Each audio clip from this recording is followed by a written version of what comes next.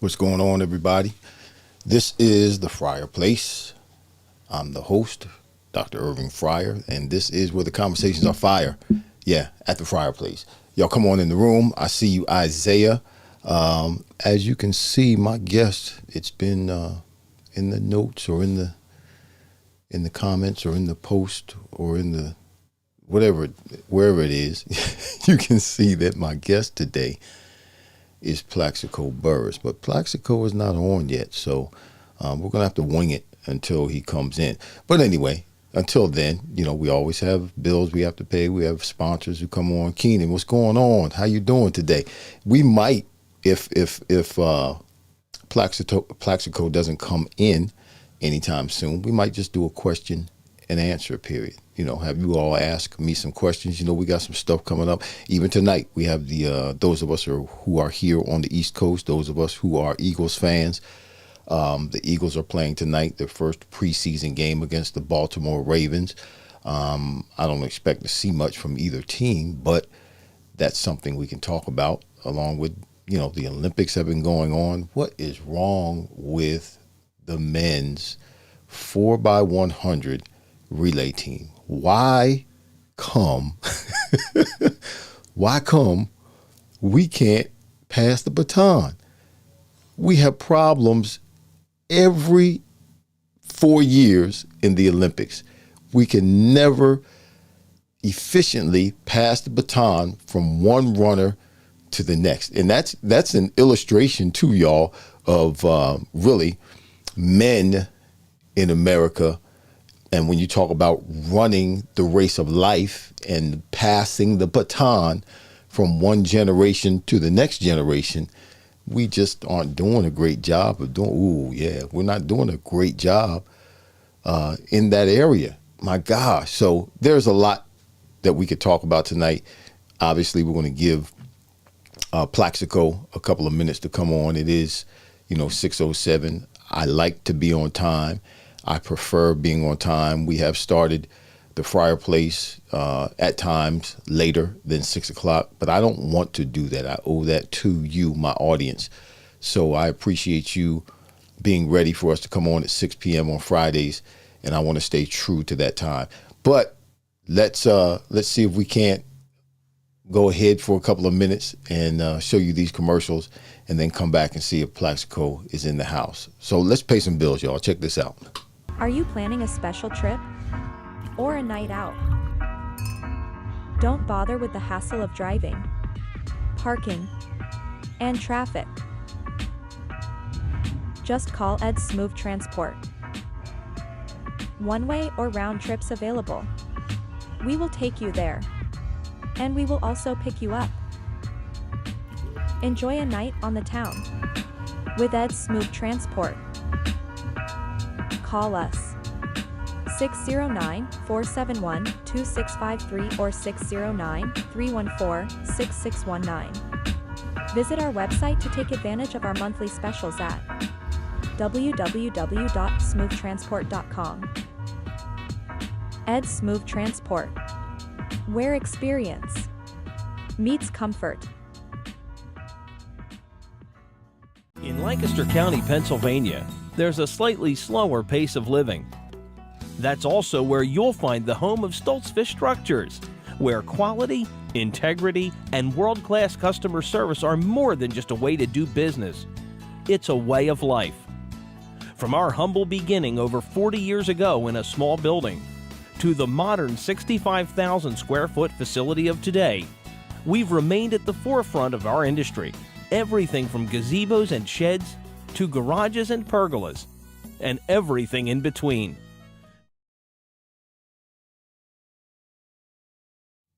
Well, I'm back. Yes, I am. And Plaxico is not in the house, but I see a few of you all are in the house. Look, Richard Melt said, "Go Bills." We're not talking about the Bills today. Well, I guess we could. You lost your best receiver.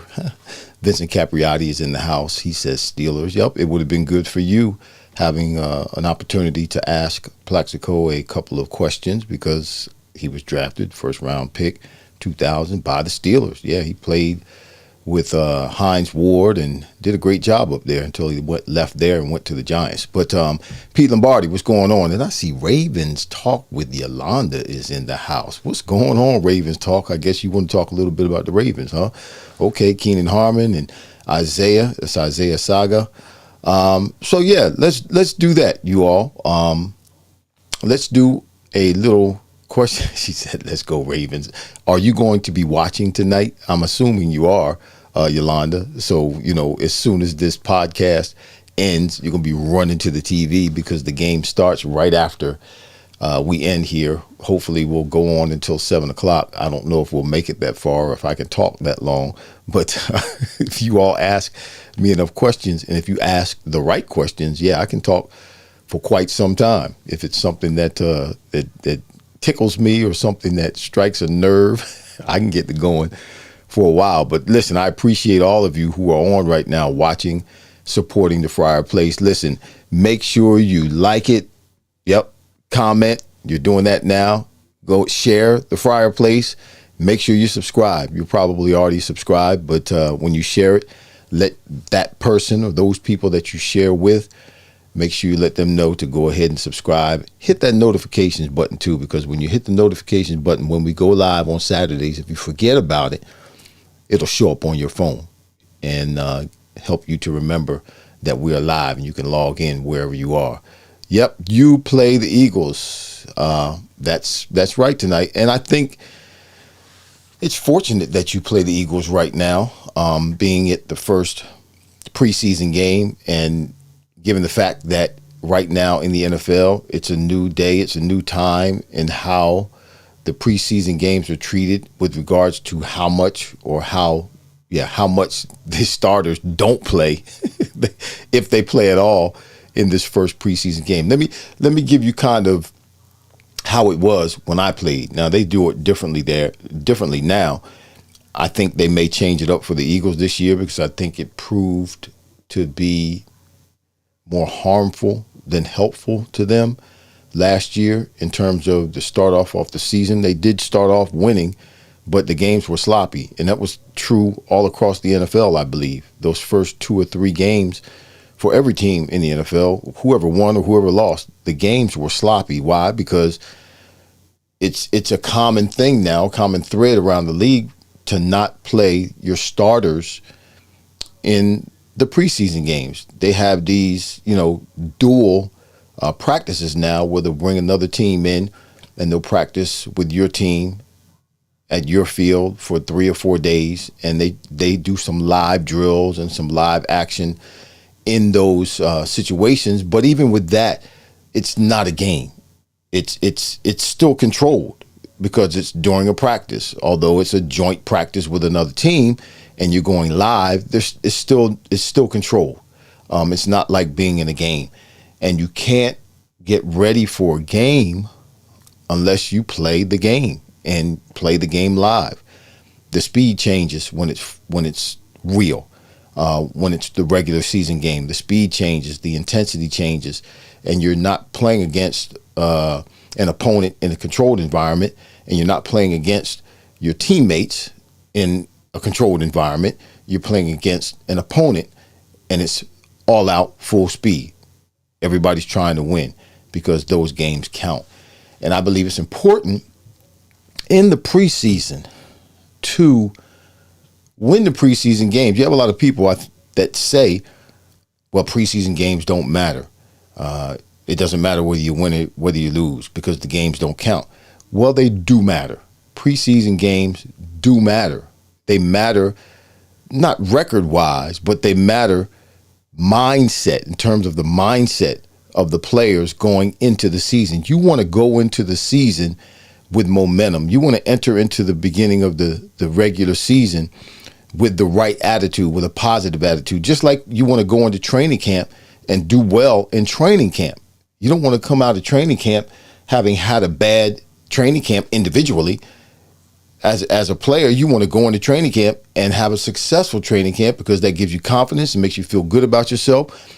And you go into the season with an upbeat, with an upward ascension. It's the same with the teams during the preseason. You don't want to just lose preseason games because that doesn't feel good. It's not a good mindset. It just isn't.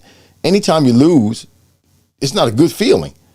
And it sets a tone that's not a positive tone as you enter into the season. Now, when I was playing ball, there were times we had 6 preseason games. There were times we had 5 preseason games.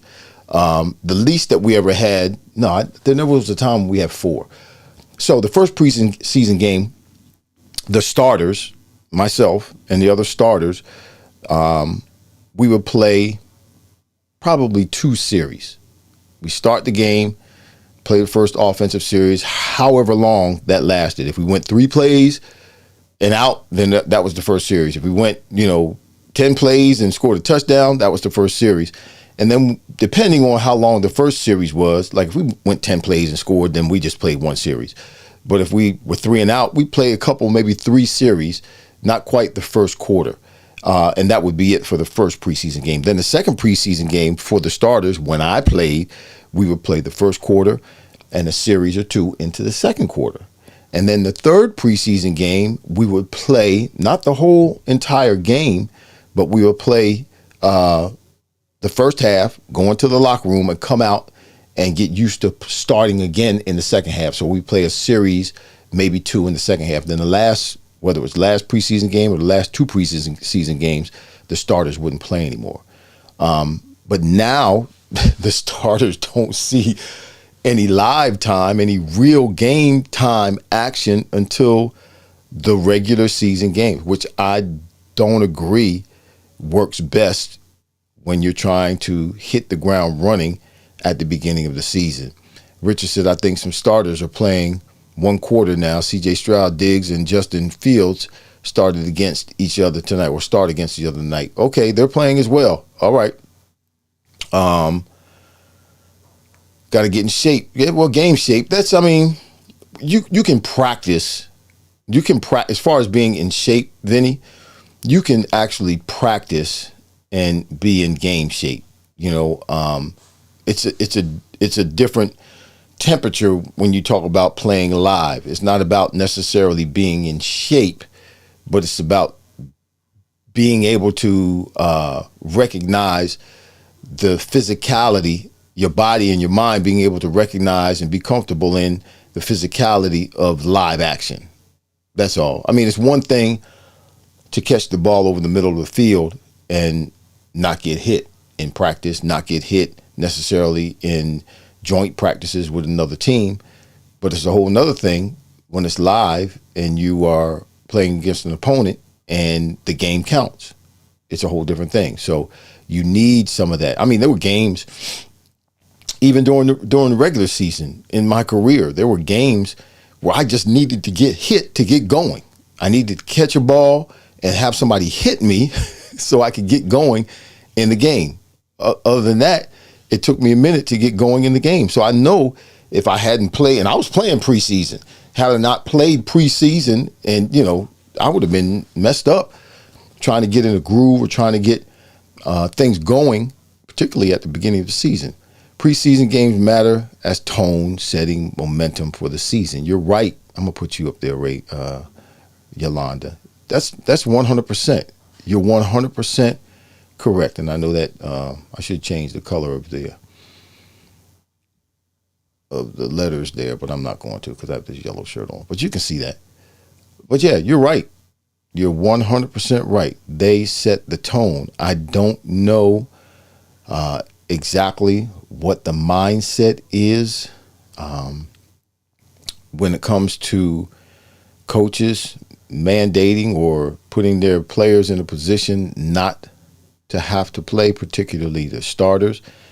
For the Eagles, I think it's important that they start because they have a new offense that they put in with a new offensive coordinator. They have a new defense that they put in with a new defensive coordinator. And they have not just that on defense in terms of a new system and a new defensive coordinator, but they have new defensive players. There's quite a few. There's probably 5, maybe even 6 new starters on the defensive side of the ball for the Eagles. And then you have some who have been Eagles for several years, Jordan Davis, Nolan Smith, N'Kobe Dean, who have, been in and out. Jordan Davis has been there. This is his third year, and he had first round draft choice, and he really has been non-productive. He hasn't produced at all. I'm not even going to say produced very little. He's not produced at all. And then Nolan Smith, he's been in, but he's been hurt. N'Kobe Dean, he's been in, but he's been hurt. So these are guys that are supposed to be impact players on the defensive side of the ball who have not really made any significant contributions. Now they have a new system, but they got to play.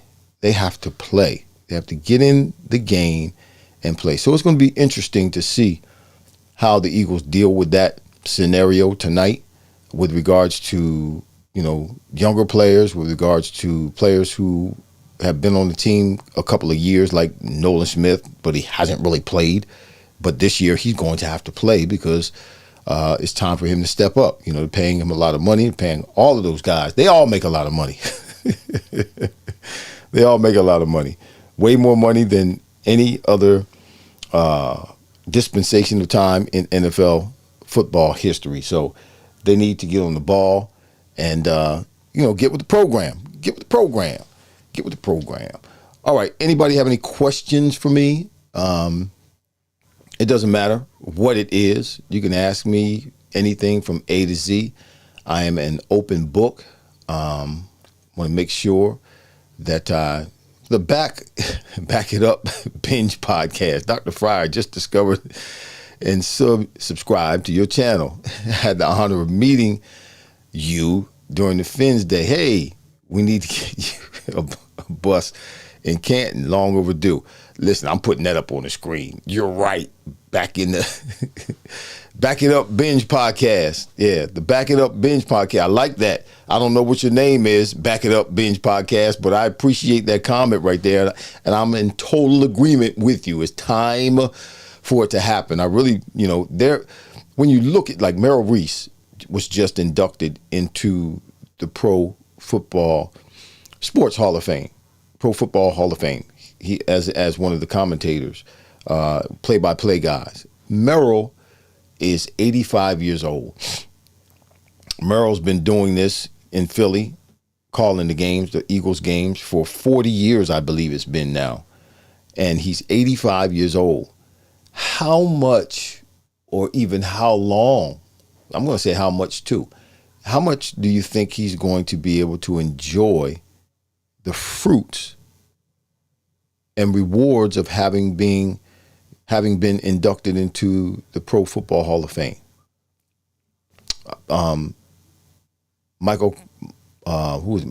Carmichael. Michael Carmichael. I talked to him when he was inducted a couple of years ago, and he's like, man, I'm old. I can't even travel around and enjoy this because I'm old. Unfortunately, he was, Harold. I said Michael Carmichael. Harold Carmichael. I'm sorry. I said Mike Carmichael. I was thinking about Mike Quick. Harold Carmichael. I see both of those two frequently. Harold Carmichael, when he was inducted into the Pro Football Hall of Fame, which was a couple of years ago, and it was during COVID when he was inducted.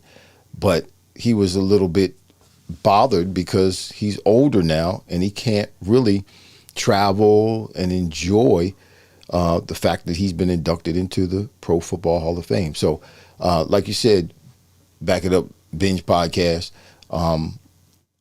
we need for it to happen before I get too old. Who was the toughest opponent? Let me do this. Let me say this. When you ask a question, I got you, Yolanda, but when you ask a question, anybody who has a question, when you ask it, please throw a Q up there and then put a semicolon after it, and then I'll see that it's a question rather than me having to go through every last one of the comments to figure out, or to read the whole comment in order to figure out that it's a question. Who was the toughest opponent you faced during the NFL career? And what was your strategy to win the matchup against him? Wow, you okay, all right. That's a very interesting question, or not interesting. I just have a good story with regards to the answer to that question. Now, my toughest opponent as a defensive back when I was in the NFL. His name was Raymond Claiborne. You may not know who he is or remember who he is, but Raymond Claiborne, when I got drafted in 1984, I was drafted as a wide receiver coming out of college as a wingback. I was a wingback. So I came into the pros as a wide receiver. So I went from a 3-point stance, split out, and at like the tight end position. Now I'm standing up in front of a defensive back trying to learn how to be a wide receiver.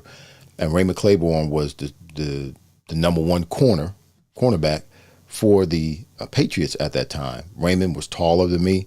Raymond had long arms, and Raymond could run just as fast as I could. So Raymond was a problem for me because the one-on-ones that I practiced, they practice one-on-ones in the NFL. Wide receivers running routes against defensive backs, linemen blocking linemen, backs blocking linebackers and running routes against linebackers. When I was doing one-on-ones in college as a wingback, I blocked linebackers. I blocked defensive ends. I didn't run routes against defensive backs. So I had never done that before when I got into the NFL. It's a miracle that they drafted me as a wide receiver because I really wasn't a wide receiver. Yes, I did go out and run routes. Yes, I did catch the ball down the field, but it was more as a back than it was as a wide receiver playing the wide receiver position. I caught slants, but I didn't run the route tree. I was never taught how to run the route tree. So for me, Raymond Claiborne was a problem every day because he was an all-pro corner.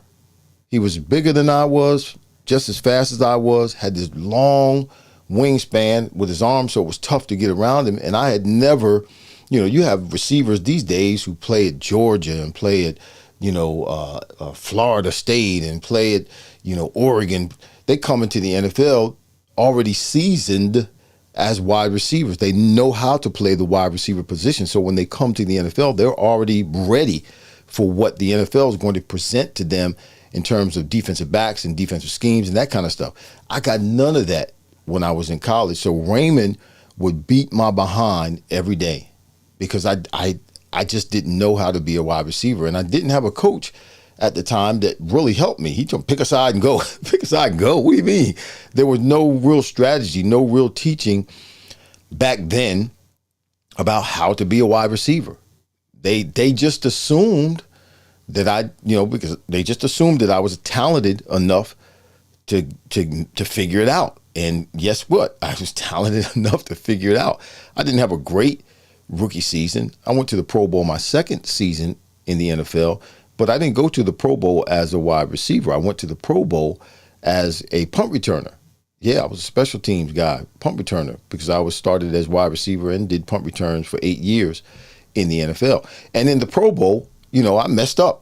I think I got a ball intercepted, not running the wrong way, but I didn't run as crisp a route as some of the other wide receivers that were there as Pro Bowlers. And the ball was coming to me, and it got intercepted. And it was pretty much my fault because I just wasn't a polished wide receiver at that time. And Raymond made sure he stayed on top of me. The advances that I made as a wide receiver in the NFL while I was on the Patriots, I owe all of that to Raymond Claiborne. But it wasn't until I got to Miami after my 9th year with New England that I really understood the wide receiver position. I got an opportunity to spend a training camp with Mark Duper, Mark Clayton, watch those guys. And I really understood. I was set free. I really understood what it was like to be and what it meant to be and how to be a wide receiver in the NFL. Obviously, we threw the ball a whole lot more when I got there than we did in New England. So that allowed me the freedom and the creativity of running routes to develop in my style. So, but Raymond Claiborne was the one, and he beat my behind every day because you couldn't come with the same old thing every day. I had to face him every day. I couldn't come with the same old thing. I had to try to figure out something different every day because he was already in it and he knew all the tricks. He knew all of the little nuances of his position and my position. So, good question, Yolanda. The Eagles just have to stop folding during the postseason. Richard Hush. Gregory Bridges, what's going on? Hey, Frat, way overdue. Patriots, Eagles, Dolphins. I know you have the numbers to get it. I believe that too, brother. I don't know what to do or who to call or who to contact, but we need to get on the ball. Knowing is everything, I guess. Richard. Question: which QB had the most huddle presence during your career? Hey, Stu Winrow, what's going on? Ed Crawley's in the house. Yep. Listen, I know you all see in the post that Plaxico Burress is supposed to be my guest, but as you see, he ain't here on the screen. I'm here on the screen. It's me, not with and I'm without Plaxico Burress, so I'm gonna have to, shake the trees with him. But we're having a little question and answer thing going on right now before the Eagles game. So I appreciate you all participating. But the Back It Up Binge podcast asked the question, which QB, let me put this up here, which QB had the most huddle presence during your career? You won't believe this, and most people don't believe this, because usually people ask this question in a different way. They'll ask me, well, who was the best quarterback you ever played with? So they're kind of, asking the same thing that you're asking, Back It Up Binge, but they ask it a different way. But the guy that I respected the most, that I enjoyed playing the most with, that I responded to the most, and was my best quarterback, and you're going to trip on this. His name was Steve Grogan. Yeah, Steve Grogan. And I know everybody's saying, well, you played with Dan Marino, didn't you? Yeah, I did play with Dan Marino. But Dan was I'm not going to badmouth Dan. I can't badmouth Dan because I had a great time when I was with the Miami Dolphins. And I did great playing with Dan Marino. But Steve Grogan was the best quarterback I ever played with because of his, like you said, presence in the huddle, because of his ability to lead, because of the sacrifices he made, because of his attitude and his willingness to be a team leader, and all of those things. If I pick up the phone and called Steve right now, he'd answer the phone. Steve's been on my podcast before. He's been on the Fryar Place before. You can go check out some of the podcasts on the Fryar Place, and one of them is with Steve Grogan. He's just one of those guys. I stay in contact with him, and he's a great guy. I remember his wife's name. Her name is Robbie. So Steve is a guy. Steve would come into the huddle. One year they gave Steve the ability, and we talk about this on my podcast, the one that he came in on as a guest. We talk about this a little bit. For some reason, he had the ability to remember the whatever all the plays were going to be, the game plan for that particular week. He just had that ability. And at one point, he was calling the plays from the sidelines. But while he was playing, Raymond Berry gave him the freedom. Raymond Berry was our head coach at the time, Hall of Fame wide receiver with the Baltimore Colts at the time. So Raymond Berry gave him the freedom, Steve Grogan, to call the plays while he was in the huddle. And Steve would call the plays because he had that innate ability or that innate gift to be able to memorize the playbook for that week or the game plan for that week. He would always come in the huddle. He wouldn't ask me what I wanted.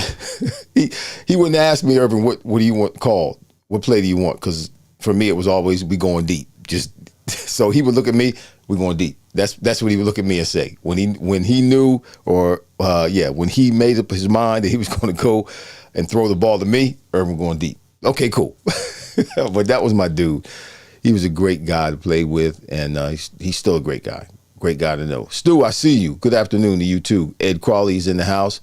Wasn't Jason Sehorn? No. What? Vinny, what are you asking me? Wasn't Jason Sehorn what? What? Did you say? Are you asking me? Lord have mercy. Don't have me say, don't get me to cussing. Are you asking me, was Jason Sehorn the toughest defensive back I ever went? Are you asking me that, Vinny? No, Jason. Come on, man. For real? For real? No, Jason Sehorn was not a problem. As a matter of fact, Jason Sehorn made the comment to someone I knew back when I was playing that he couldn't sleep the night before. This was he couldn't sleep the night before he had to play me or play against me, defend me, because I used to wear Jason Sehorn out. And I say that with a straight face. I had no problem. What? Come on, man. Go look at the tape.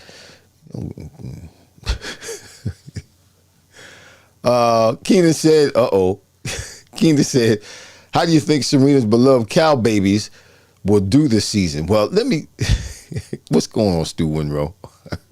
You're welcome, Yolanda. My pleasure. My pleasure. I know I talk a lot. It took a long time for me to explain that. Well, Keenan, listen, Keenan, for those of you who don't know, Keenan, let me throw that back up there. Keenan Harmon, I married him, did the wedding, performed the wedding ceremony for him and his wife out in California a couple of years ago. Before, I believe was it the Raiders game? Was it the Raiders game? I think it was a Raiders game. And so most of you probably don't know this. Some of you do know this, but my wife, unfortunately, there's blasphemy in my house on the weekends it's more than that. She got a Cowboys outfit on right now. Serena! She got a Cowboys outfit on right now. Come here, girl.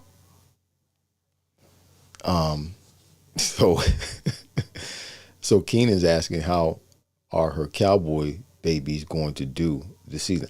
I just heard something today that was really disturbing, and they're not really that interested. I mean, they got to get things done with Dak Prescott, Micah Parsons, and CeeDee Lamb, and they're not really. Jerry Jones is not. They asked him, whether it was today or yesterday, they asked Jerry Jones, is it a priority that you get CeeDee Lamb's contract done? Because CeeDee Lamb's holding out. Micah Parsons is not happy. Dak Prescott needs to get his deal done, because if he becomes a free agent next year, he's going to get buku dollars and he won't be a Cowboy. Jerry Jones laughed and said it's not a priority. They asked him why, and Jerry Jones said, because I went to school. I mean, what answer do you want me to give you? Because I went to school. Because, whatever answer.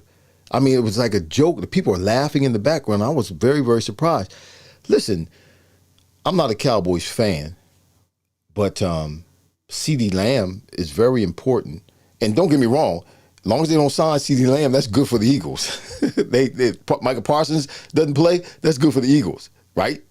Dak Prescott is unhappy, that's good for the Eagles. But they spent the least amount of money of anyone in the league over the last 10 years. And now Jerry Jones is saying that they're not interested or not in a hurry or not. It's not a priority that they sign CeeDee Lamb. CeeDee Lamb is their go-to guy. He caught 130-some passes last season, and he did it with defenses and defensive coordinators knowing he is the go-to guy. That's how savvy CeeDee Lamb is.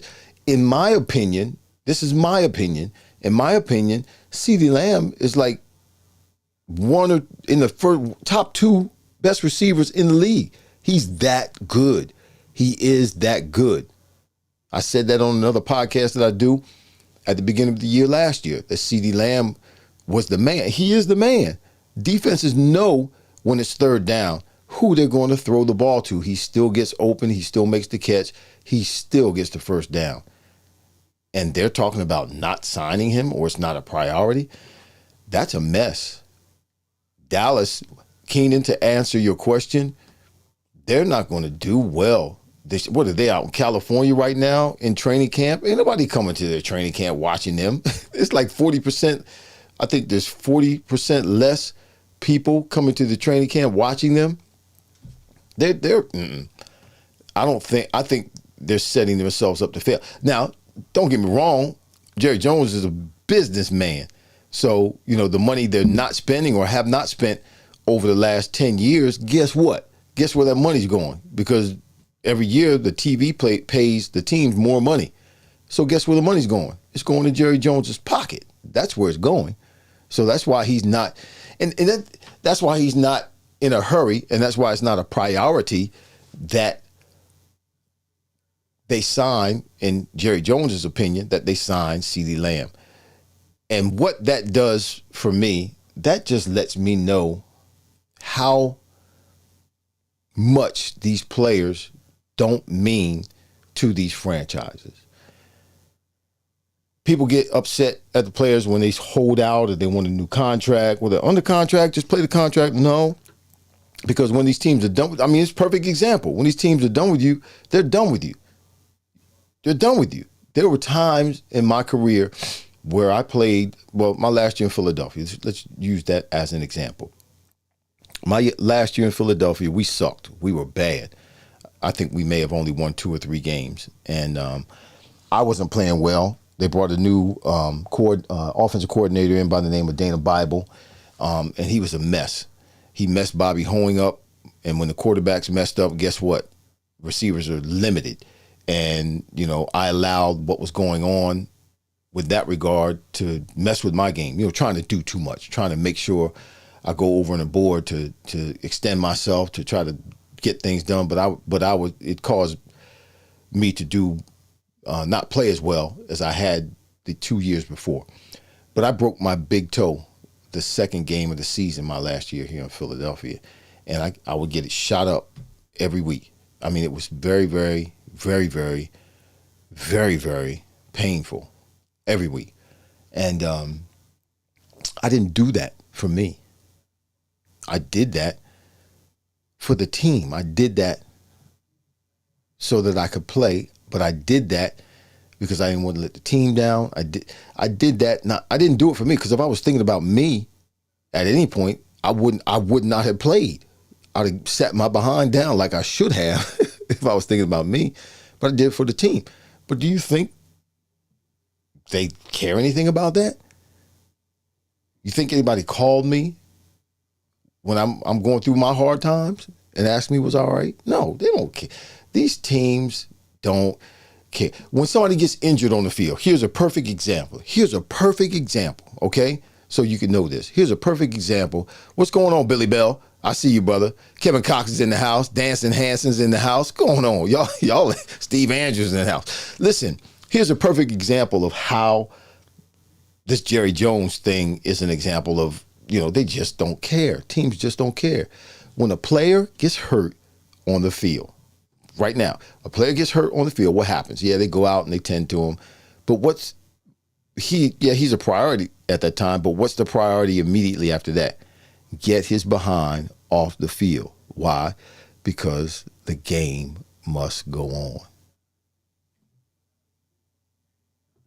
That's what they're more concerned about. They're more they show attention, they give attention to the player when he's jacked up, when he's hurt. But what's more important than that player being hurt, even if it's, well, we had Hamlin, what's his name? He almost died, or he did die on the field. What happened? I mean, they did take a break, but guess what? The games went on. They didn't shut down, because the games went on after that. Because that's what's most important. So Jerry Jones is an example. He's just being blunt with it. He's a clear-cut example of the fact that they just don't give a flip. So when these players are trying to get more money for themselves, for their families, for their future, don't get mad at them, because guess what? These owners and these teams will shun them and cut them off at a moment's notice. And it doesn't matter how good you are. It doesn't matter how productive you are. CeeDee Lamb is the most productive player on that team. I don't care what anybody says. He's the best player on the Dallas Cowboys. And here Jerry Jones is saying it is not a priority to sign this cat. That's absolutely asinine. Absolutely asinine. What do you think about Ayuk's situation in San Francisco? It's the same thing, Kevin Cox. Same thing, bro.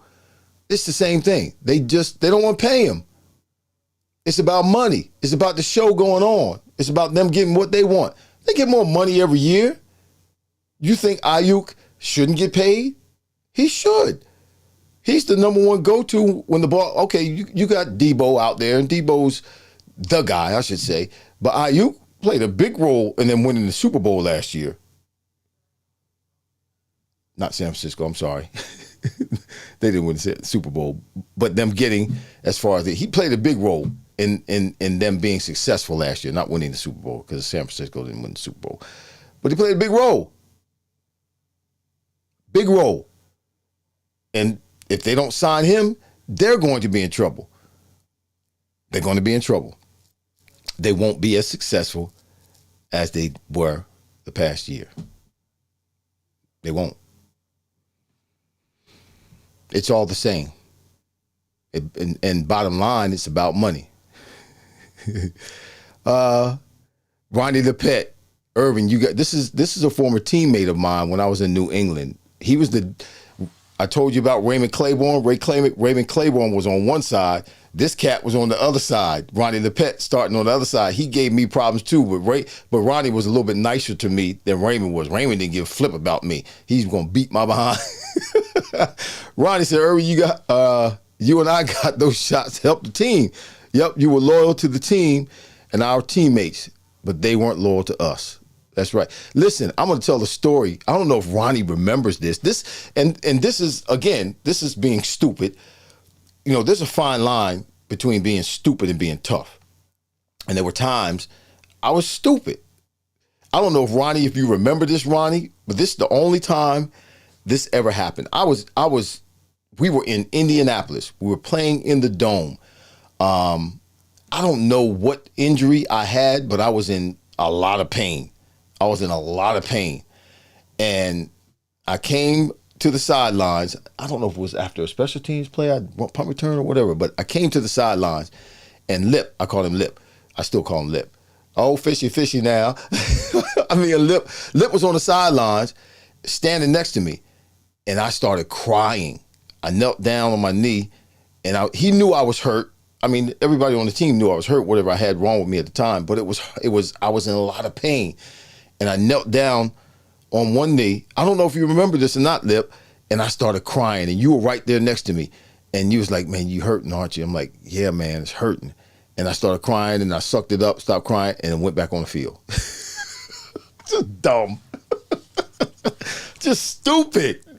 But I didn't do it for me. And you know, these players, listen, to a certain extent, hats off and applause to these players today. You know, they've negotiated certain things in the CBA, the collective bargaining agreement, to where they can only be on the practice field for so long and the coaches can only do certain amount of things. And look, hats off to you, because you know what? Take care of yourselves. Because when I look back on my career and some of the idiotic things I did for the team, there was no reward. There was nothing that came as a result of it by way of the team towards me.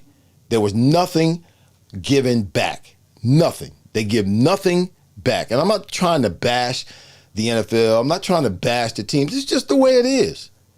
It's the way it is. Even when you look at the guys who are dealing with CTE now, trying to get money because of the concussions and the mental state that some of us are in, and we can't hardly live our lives, the NFL doesn't want to do anything. NFL doesn't do anything. You know, some guys, a few guys, very few guys have gotten some money because of the CTE and the concussion settlement. But they ain't paid nobody. They haven't put out any money. They haven't. It's just the way it is. It's the way it was set up, and it's the way it is. Boy, y'all in the house today. Absolutely. You remember, Ronnie? Are you saying absolutely because you remember? James Hicks is in the house. Hicks, what's going on? I got to call you, man. I got some stuff going on. I got to tell you what it is. It's good stuff, too. It's good stuff going on. Dancing Hanson's in the house. That's why you get paid the big bucks. Jerry Jones is insulting. That's right. You guys didn't get paid no, we didn't get paid what we were worth back then. I mean, it's what the market yielded back then.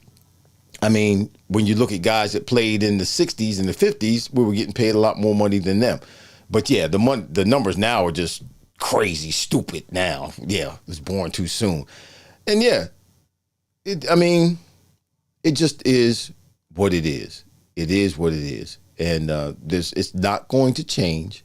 So it doesn't matter how much I whine or how much anybody else whines, because it's not going to change. But again, like I said, I don't like some of the things that happen now, because I believe some of the procedures that have been put in place by way of the request of players in negotiations because of the CBA, now they don't practice as much, they don't play as much in the preseason.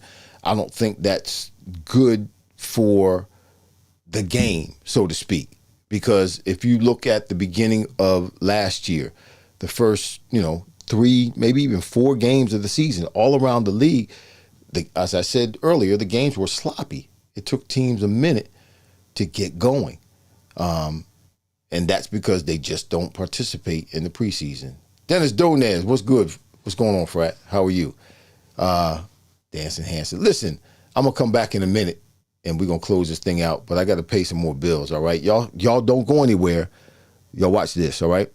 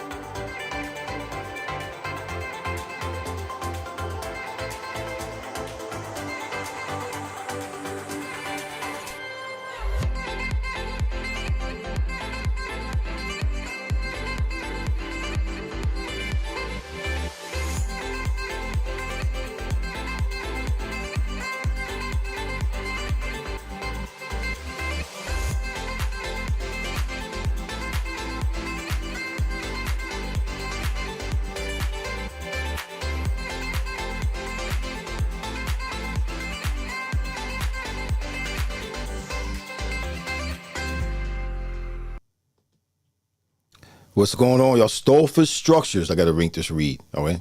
Listen to me. Stolfus Structures. Stolfus Structures is a 49-year-old family business. Stolfus Structures is a storage, shed, and garage company located in the heart of the Amish country.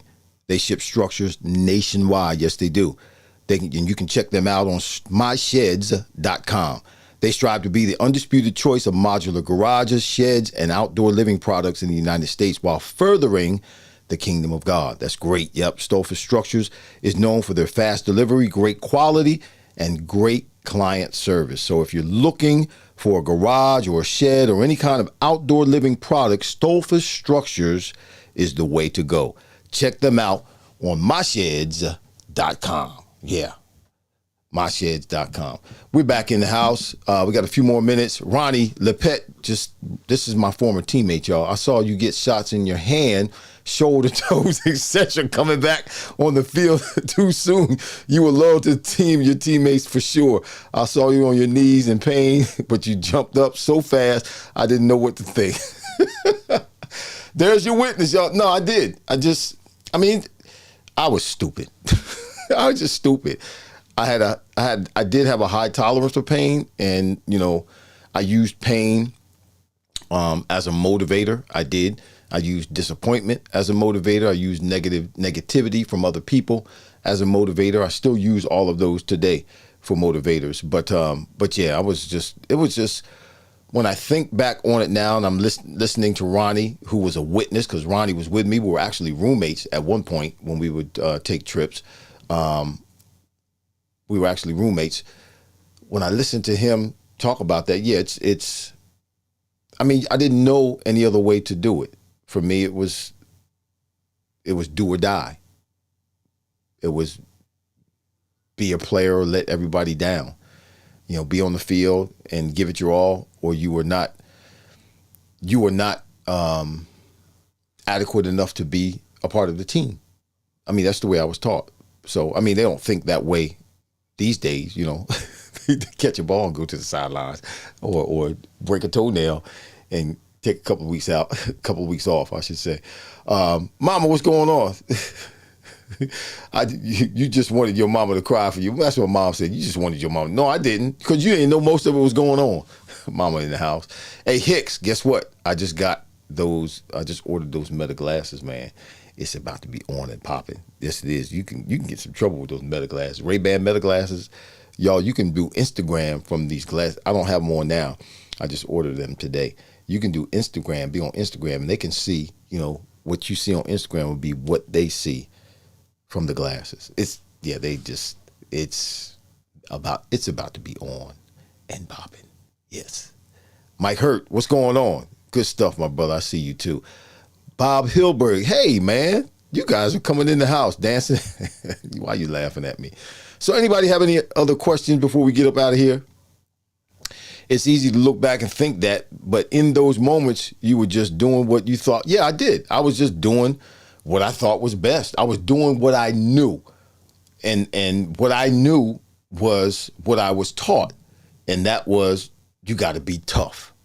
And if you weren't being tough, then, and this is not necessarily right, but what I was taught was, if you're not being tough, then you're not a real football player. You're letting your family down. You're letting your teammates down. You're letting the school down. You're letting you're letting everybody down. The fans, you're letting them down. That's not necessarily right, because like I had mentioned earlier, there's a thin line between being stupid and being tough.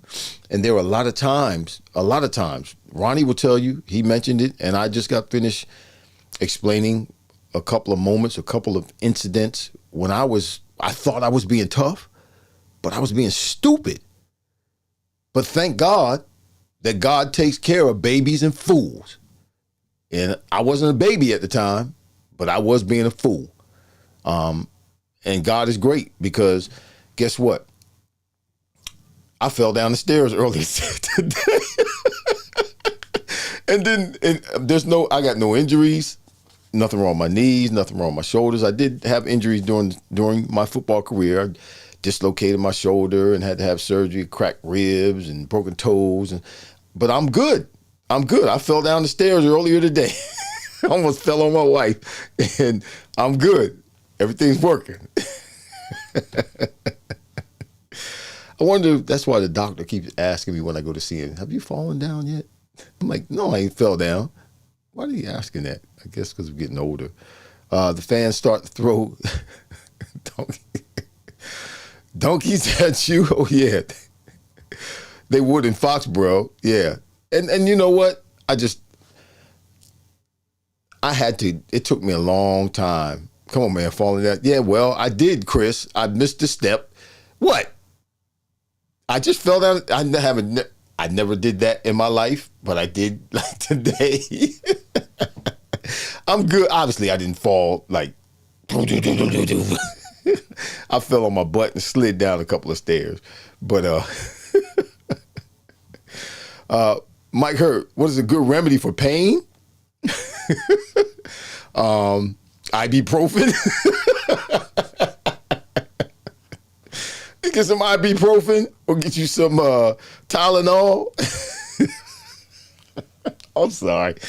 Did you tell the doctor that you're a grown man and an elite athlete? The doctor already knows that, Chris. Yeah, they would just, I don't know. Why are you asking me? Why do you have question marks, Faith? This is my sister. Yeah, I fell down the stairs. I fell like 3 or 4 stairs. I slipped. I slipped. I fell on my butt and slid down a couple. I didn't fall head over here. I should have never told y'all that. Y'all gonna make a big deal. It's not a big deal. Steve says the worth of a player is what its teammates and his adversaries say about him. You're right. You're right.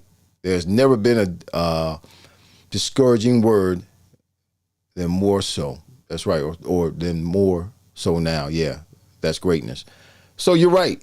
And, you know, my former teammate, Ronnie Lepet, is, you know, making those statements. You know, I watched you go through this. I was there next to you. I know what kind of pain you were in. I know what kind of stuff Ronnie had to deal with. The same thing. You know, his stuff was not right all the time. And I don't want to say we were gladiators, but, man, we dealt with a lot of stuff that we probably today, in today's game, we would not have had to deal with. We dealt with a lot of stuff that we would not. Listen, and it was expected. It was expected. Let me tell you what happened to me.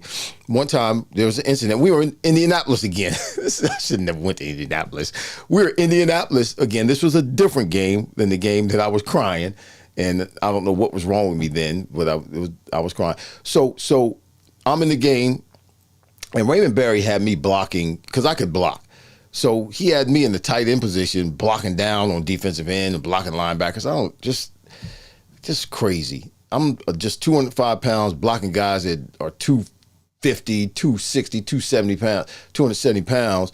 So early in the game in Indianapolis, this particular game, and like I said, this was expected of us to go out and play in pain.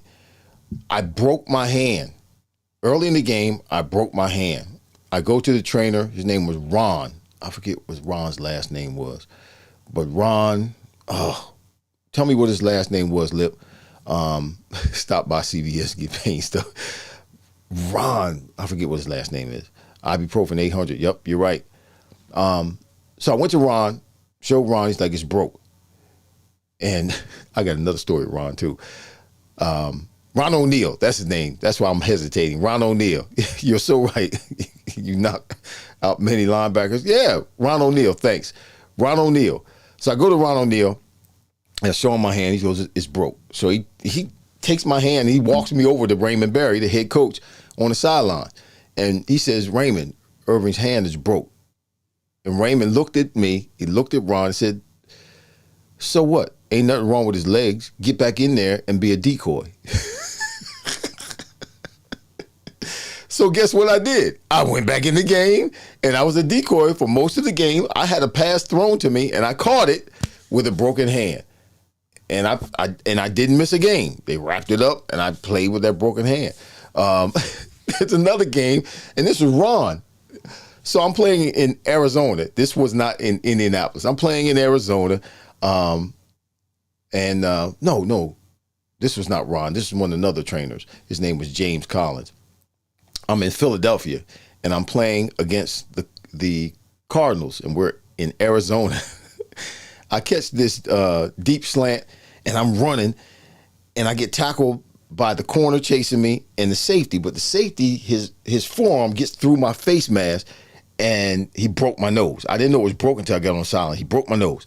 So I go to the sidelines, and Ron sees it because my nose is bleeding.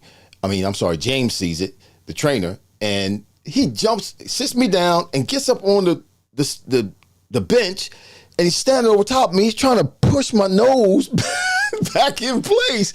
And I'm like, what are you doing? He said, I'm trying to set your nose. I'm like, it's safer on the field. Get off of me. And I go run back on the field, get back in the game.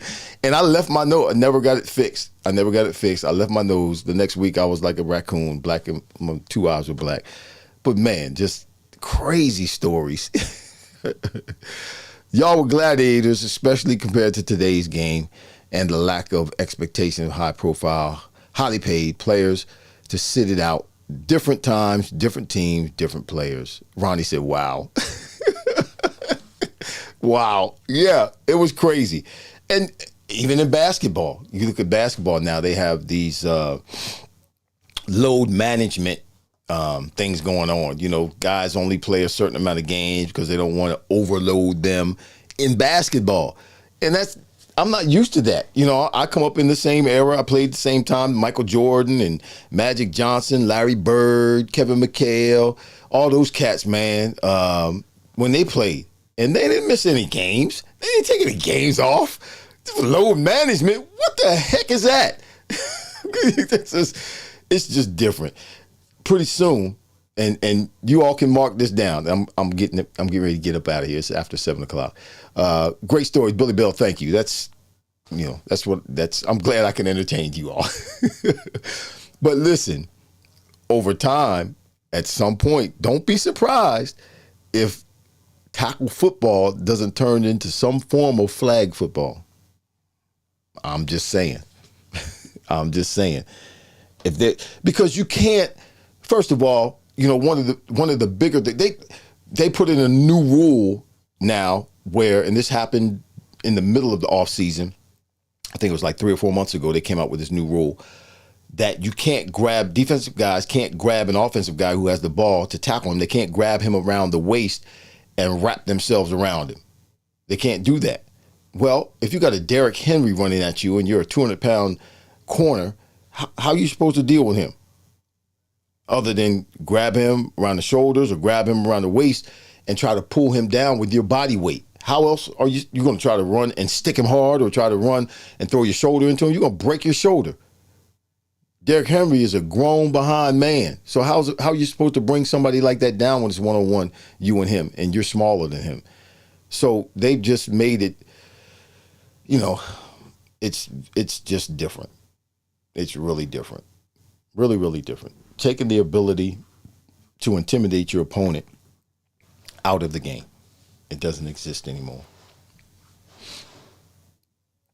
Was training camp, Mike Hurt, was training camp practice worse than regular season practice? Of course it was.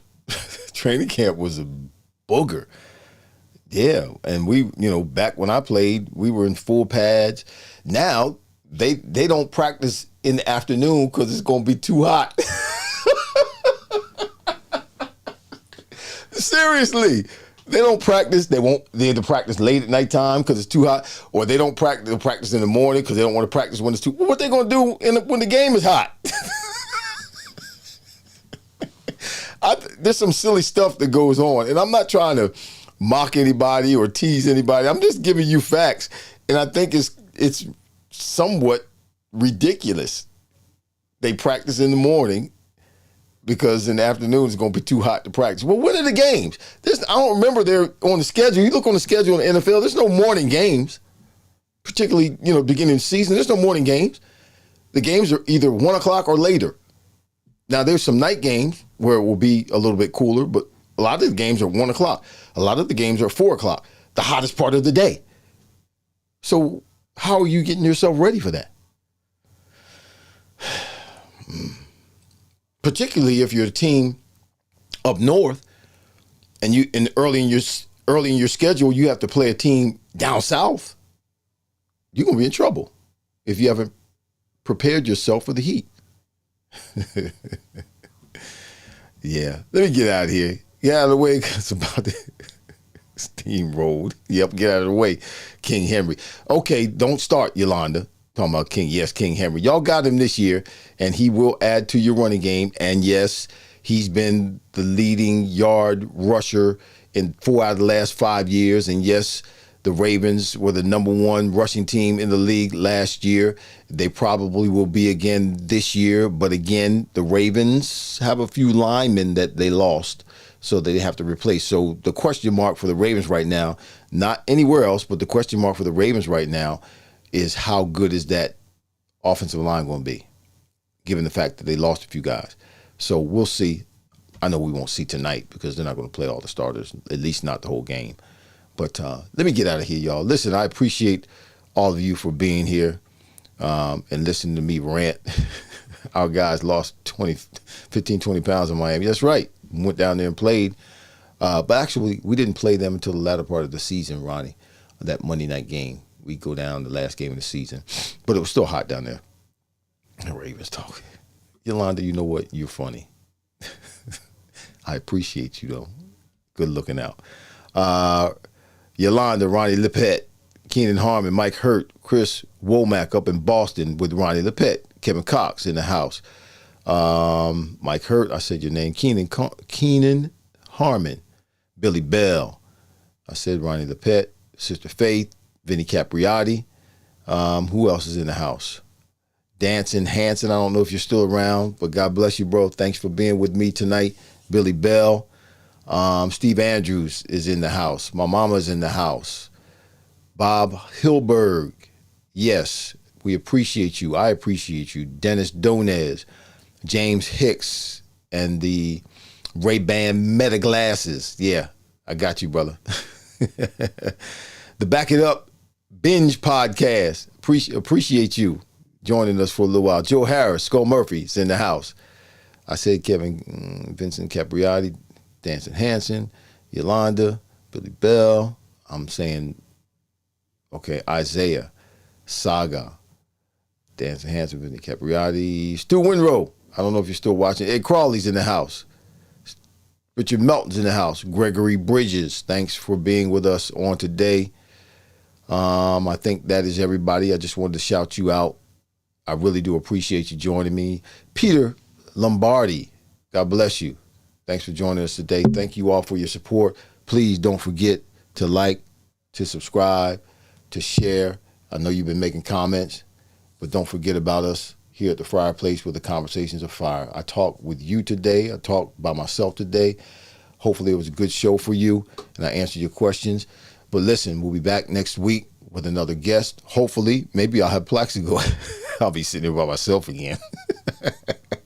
Hopefully I can get Plaxico. Listen, Plaxico and I got some things in common. We do. Yeah, we got some things in common that we can share with you. And I think that it would be a very, very interesting and enlightening conversation that we can open up amongst ourselves and allow you to come on in the room with us and hear how we converse with each other with our similar experiences. But we'll see what happens next week. But until next week, y'all, listen to me. Be kind to yourself and be kind to other people. Why? Because you reap what you sow. We'll be back next week here at the Fryar Place where the conversations are fire. God bless you, and thanks for for showing up today. Showing up's half the battle. Yeah, just gotta show up. I'm out, y'all. Peace.